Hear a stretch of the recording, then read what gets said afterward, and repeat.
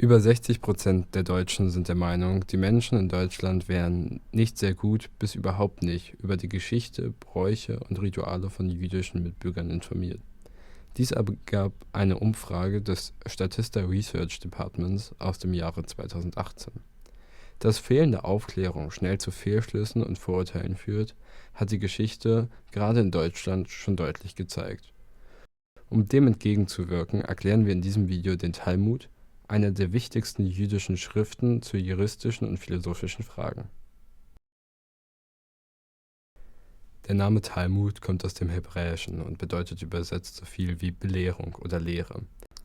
Der Talmud umfasst 613 Gebote und Verbote und füllt in der deutschen Übersetzung ganze 12 Bände. Die beziehen insgesamt 6 Ordnungen, die Sedarim, und 63 Traktate mit ein.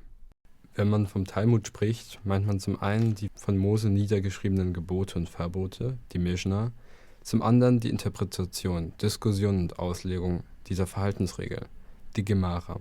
Die Gemara gibt es in 2 Versionen, in der heute bedeutenderen babylonischen Version und in der wesentlich kürzeren Jerusalemer Version. Diese setzt sich unter anderem aus den Kommentaren von Rashi, Rabbi Shalom ben Idjak und seinen Schülern zusammen. In der Mitte jeder Seite befindet sich ein Text aus der Mischna.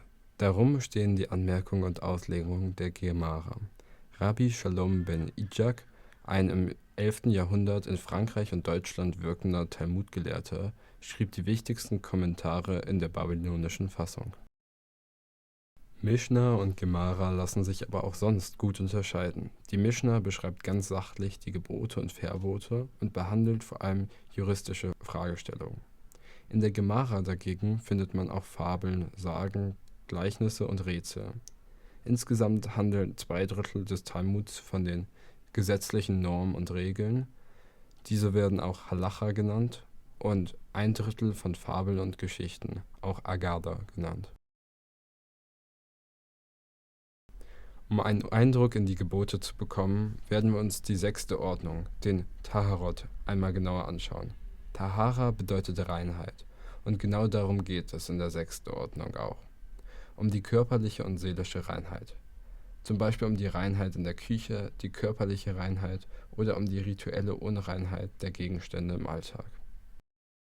Unter Reinheit in der Küche versteht man auch zum Beispiel die Trennung von Milch und Fleisch und dass nur Fleisch von wiederkäuenden Parhufern gegessen werden sollte.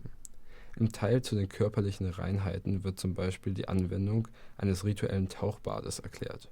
Dafür darf nur lebendes, also quellendes, Fluss- oder in Gruben gesammeltes Regenwasser benutzt werden. Außerdem muss ein jedes Tauchbad, auch Mikwe genannt, mindestens 800 Liter Wasser enthalten. Traditionell wird der Talmud in Talmudschulen gelehrt, studiert und diskutiert. Dort werden auch Rabbiner ausgebildet. Heutzutage hat der Talmud ganz unterschiedliche Bedeutungen, da er immer weiter diskutiert und hinterfragt wird.